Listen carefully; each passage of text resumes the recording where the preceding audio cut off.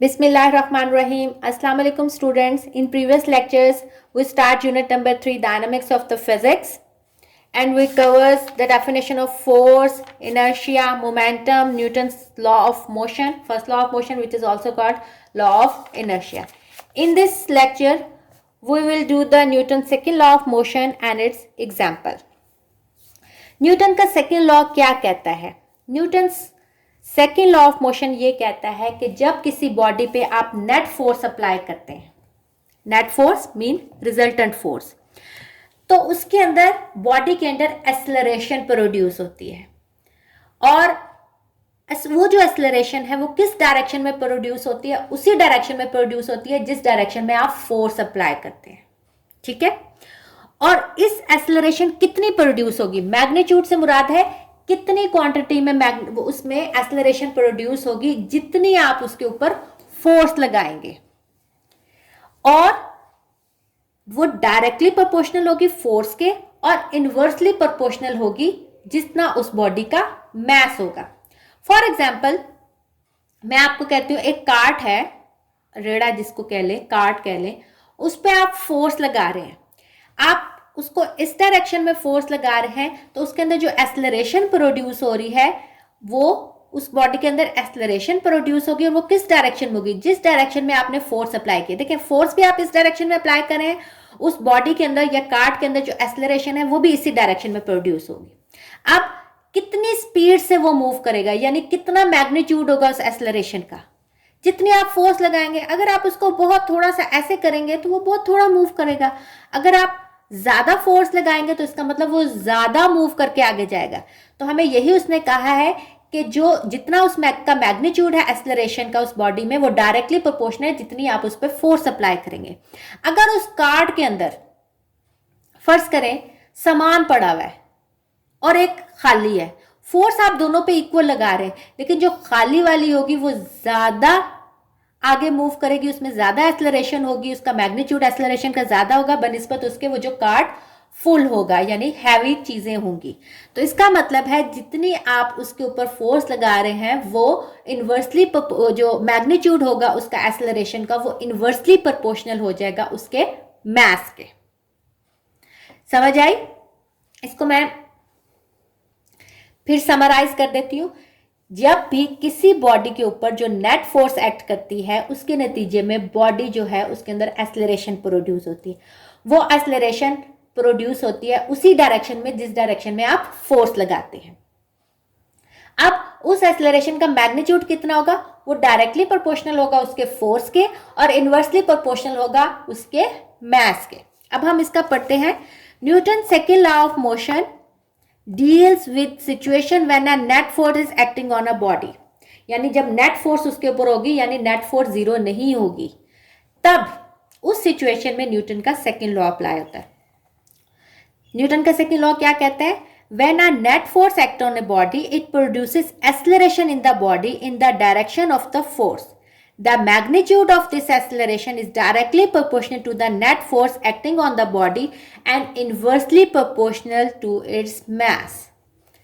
Card के example को अगर आप जहन में रखें तो ये आपको न्यूटन का सेकेंड लॉ समझ आया कि कार्ड के ऊपर आपने नेट फोर्स लगाई जिसके नतीजे में बॉडी में एक्सेलरेशन प्रोड्यूस हुई, और कार्ड जो है वो फोर्स जिस साइड पे आपने फोर्स लगाई वहां मूव करना शुरू कर दिया। अब कितनी शिद्दत से, कितना स्पीड से मूव करेगा, तो मैग्नीट्यूड जो होगी इस एक्सेलरेशन की वो डायरेक्टली प्रोपोर्शनल होगी जितनी आपने फोर्स अप्लाई किया, और इनवर्सली प्रोपोर्शनल होगी जितना उसका मास होगा।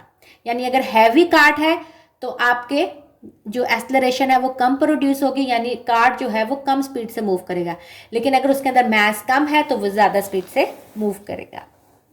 अब इसकी डेरिवेशन है, ये इंपॉर्टेंट है न्यूटन का second law. If a force produces an acceleration a in a body of mass m, then we state mentioning that. अब देखिए, हमने तीन चीजें पढ़ी, फोर्स, एक्सेलरेशन, मास, ये तीनों चीजें ही डिस्कस हो रही है। तो वो कहता है, फर्ज करें फोर्स जो है वो F प्रोड्यूस हो रही है बॉडी में, एक्सेलरेशन A, और जो मास है उसका वो M है। फोर्स हमने प्रीवियस लेक्चर में पढ़ा था, उसको हम रिप्रेजेंट करते हैं F से, एक्सेलरेशन को A से, और M मास M। तो हमने अभी पढ़ा कि फोर्स जो है वो डायरेक्टली प्रोपोर्शनल है नेट फोर्स किसके? एक्सेलरेशन के मैग्नीट्यूड के, या एक्सेलरेशन का मैग्नीट्यूड है वो डायरेक्टली प्रोपोर्शनल है फोर्स के। तो हम कह सकते हैं a is directly proportional to f, ये आप सबको पता है, ये डायरेक्टली प्रोपोर्शनल का साइन है। लेकिन एक्सेलरेशन जो है वो इन्वर्सली प्रोपोर्शनल था मास के, तो a is inversely proportional to mass, 1/m। अब देखें ये और ये left hand side right hand side बराबर है, तो हम इसको कह सकते हैं कि a is directly proportional to f and a is inversely proportional to m, यानी हम इसको कंबाइन करके लिख सकते हैं। एफ इज डायरेक्टली प्रोपोर्शनल, ये m इधर मूव कर जाएगा तो f is directly proportional to m में, f इधर रह गया, m इधर मूव कर गया। प्रोपोर्शनैलिटी कांस्टेंट लगाएंगे कि आपको पता है जब प्रोपोर्शनल का एक साइन खत्म करते हैं तो उसके साथ एक कांस्टेंट लगाते हैं, तो हमने लगा दिया f is equal to, proportionality का साइन खत्म किया तो k m में। In system international unit the value of k becomes out to be 1। System international unit में जो प्रोपोर्शनैलिटी कांस्टेंट k की वैल्यू है वो 1 है, तो यहां आप 1 पुट करें तो f is equal to ma। System international unit of force is Newton, और according to Newton second law of motion, वैसे हमने पढ़ा था फोर्स की यूनिट क्या होती है न्यूटन, लेकिन न्यूटन के सेकेंड लॉ ऑफ मोशन के मुताबिक फोर्स की यूनिट क्या है, 1 Newton is the force that produces acceleration of 1 metre पर second square in a body of mass of 1 kg। आपको पता है एक्सेलरेशन का सिस्टम इंटरनेशनल यूनिट क्या है, मीटर पर सेकेंड स्क्वायर, और मास का kg।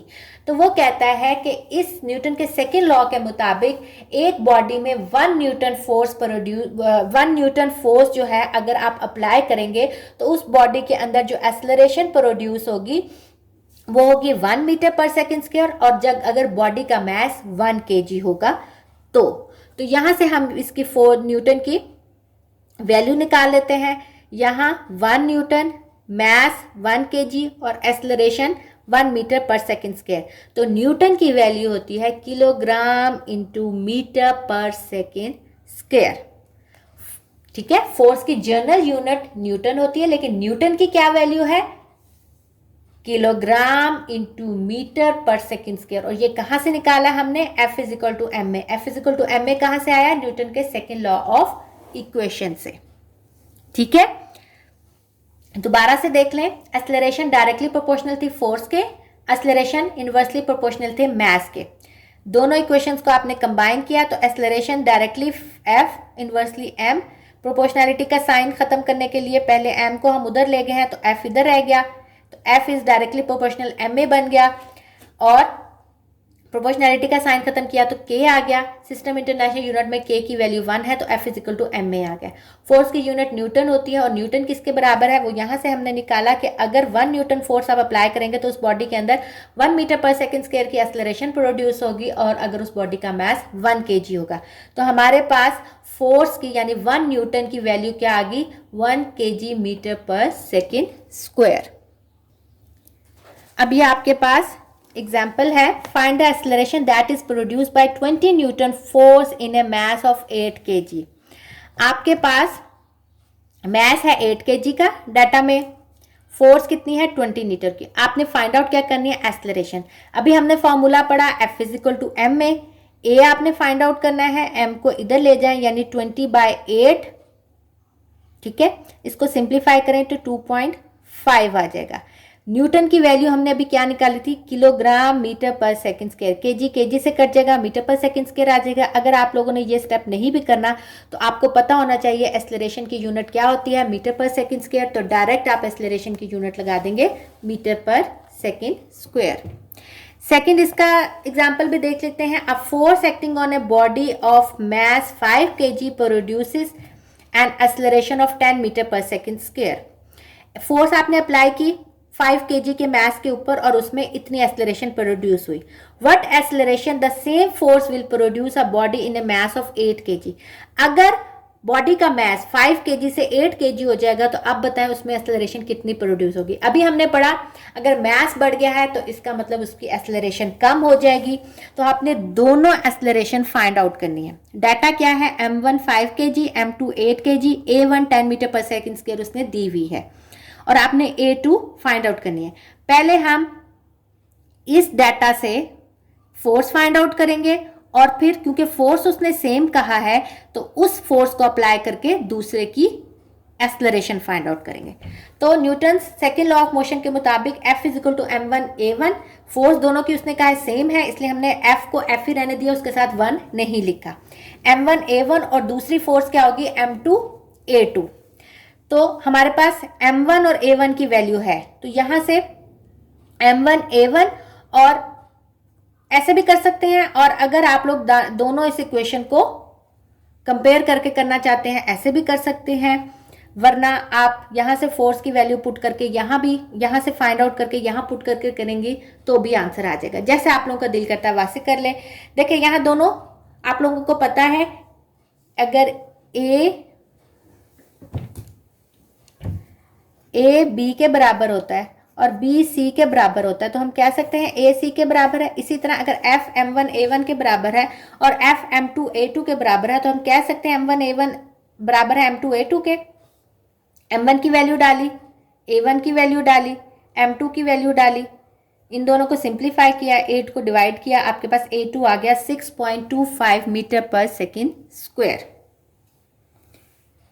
होप कि आपको न्यूटन का सेकेंड लॉ भी समझ आया होगा और उससे रिलेटेड प्रॉब्लम भी समझ आए होंगे। इंशाल्लाह हम नेक्स्ट लेक्चर में रिमेनिंग प्रॉब्लम करेंगे और मैथ्स एंड वेट करेंगे। ओके स्टूडेंट्स, टेक केयर, अल्लाह हाफिज।